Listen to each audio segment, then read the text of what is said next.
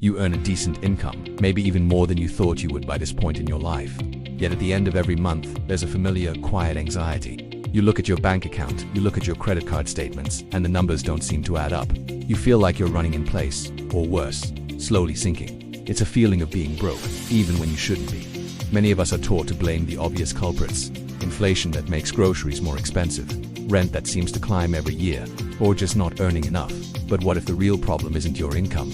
What if it's something you carry in your wallet every single day, an instrument designed with such subtle psychological precision that it quietly drains your wealth without you ever noticing? The problem isn't just about spending, it's about how your credit card is engineered to make you spend, trapping you in a cycle that's incredibly difficult to see, let alone break. The power of a credit card lies not in its convenience, but in its psychology. When you buy something with cash or a debit card, the transaction is immediate and tangible. You feel the money leaving your account. There is a small, but real, sense of loss. Neuroscientists call this the pain of paying. It's a natural friction that forces you to pause and consider a purchase. Credit cards are designed to systematically remove that pain. When you tap or swipe a piece of plastic, the payment is delayed. The financial consequence is pushed into the future, disconnected from the immediate pleasure of the purchase. This separation makes spending feel abstract, almost like a game. Studies have consistently shown that people spend significantly more, sometimes up to 100% more, when using a card versus cash. You're not just buying a coffee, you're buying a slightly better one. You're not just getting a new shirt, you're getting two.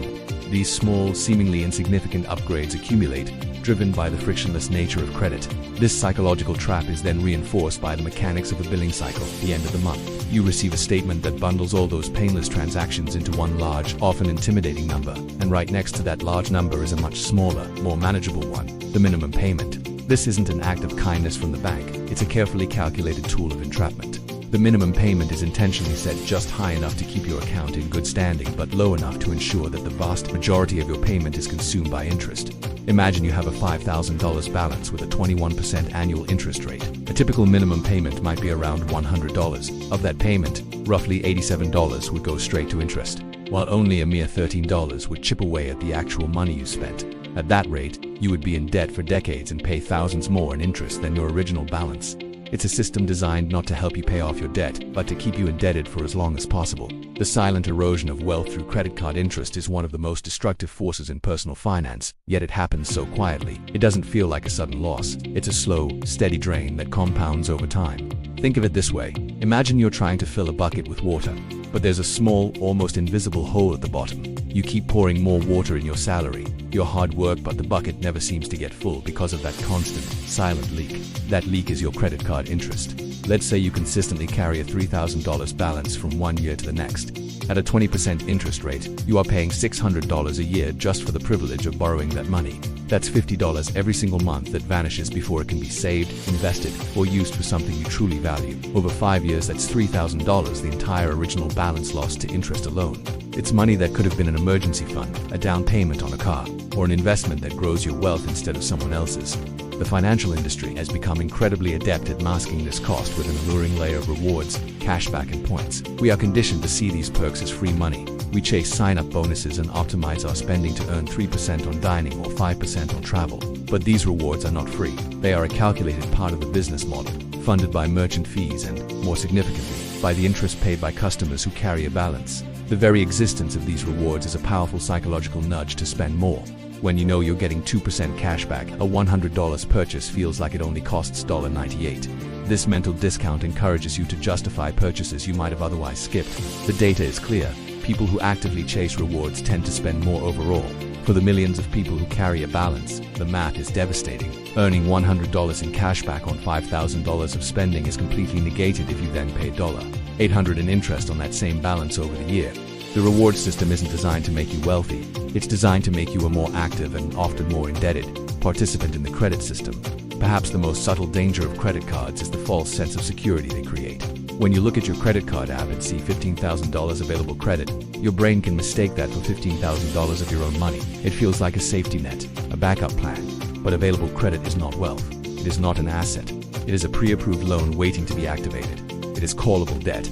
Relying on this illusion of security makes us financially fragile.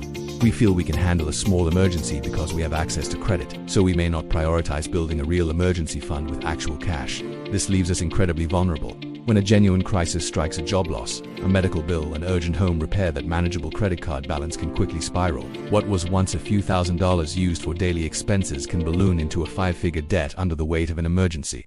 At that point, the minimum payments become overwhelming, the interest accrues at an alarming rate, and you are suddenly trapped in a long-term financial struggle that can take years, or even decades, to escape. The safety net reveals itself to have been a trap all along. Recognizing this cycle is the first and most critical step, but understanding the problem is not enough. We need a clear, sustainable path forward. The solution isn't to cut up all your cards, live on a diet of rice and beans, or adopt an extreme financial lifestyle that is bound to fail. The goal is to shift your relationship with credit, to move from being a captive of the system to being a conscious user of a tool. The real solution is about regaining control, and it begins with one fundamental change in behavior. This isn't about deprivation, it's about intentionality. The single most powerful action you can take to break the cycle is to commit to paying your statement balance in full every single month. When you do this, everything changes. The interest rate on your card becomes irrelevant. It could be 25% or 50%, and it wouldn't cost you a single penny. The psychological games, the minimum payment traps, the entire interest-generating engine of the credit card company is rendered powerless.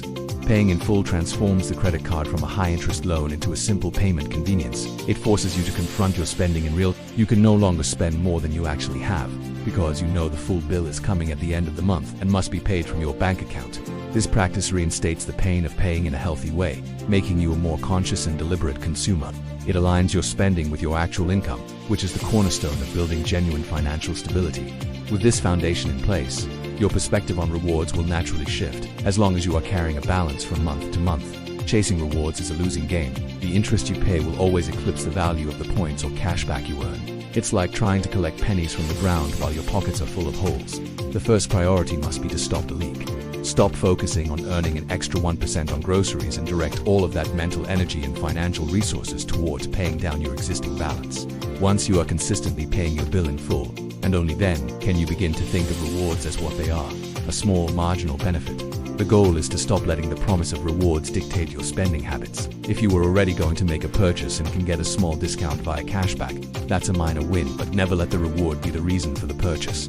Ultimately, the goal is to see and use credit cards for what they are, a tool for payment processing, not a system for lifestyle support. Your income is meant to support your lifestyle. A credit card is simply a way to facilitate transactions within that lifestyle. It offers fraud protection and convenience, but it is not a source of funding. When you start using your credit card to afford a lifestyle that your income cannot sustain, nicer dinners, more frequent vacations, more expensive clothes, you are borrowing from your future self, and at a very high price. The path to financial health is to build a life that is comfortably within your means, using credit cards as a tool to manage payments for that life, not to expand it beyond its natural limits. This requires honesty, discipline, and a clear understanding of your own financial reality. The purpose of this is not to instill fear, but to provide clarity. The feeling of being financially trapped is disempowering, but understanding the mechanics of that trap is the first step toward dismantling it. You have the ability to change this dynamic. You are not destined to be a perpetual source of profit for a credit card company. By committing to pay your balance in full, by seeing rewards for the distraction they often are, and by using credit as a simple tool, you reclaim your financial agency. You take back control from the lenders and place it firmly in your own hands. The path out of this cycle isn't a secret, it's a choice. It's the choice to be intentional, to be honest with yourself, and to build a financial life based on the solid ground of your own earnings, not the shaky foundation of borrowed money. We encourage you to take a moment and look at your own credit card habits, not with judgment, but with curiosity. Ask yourself if you are truly in control. If this conversation has been helpful, consider subscribing for more honest financial education, designed to empower you, not to sell you something. The journey to financial clarity is a quiet and personal one, and it starts today.